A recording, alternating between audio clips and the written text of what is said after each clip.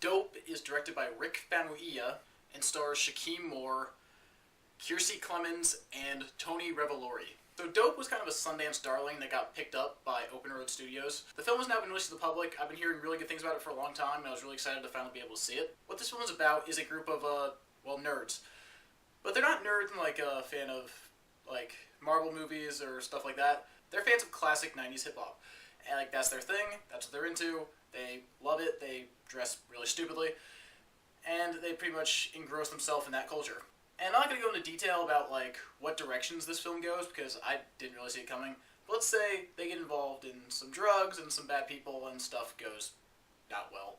So, the real star of this movie is the director, Rick Famuyiwa, and his editor. This film won Best Editing at Sundance, and it deserved it, because it really is very interesting and well done. Uses a lot of split screens and different techniques.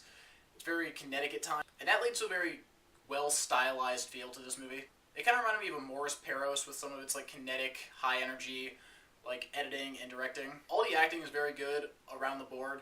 I wouldn't say anyone particularly stands out, but everyone is definitely at least solid to good.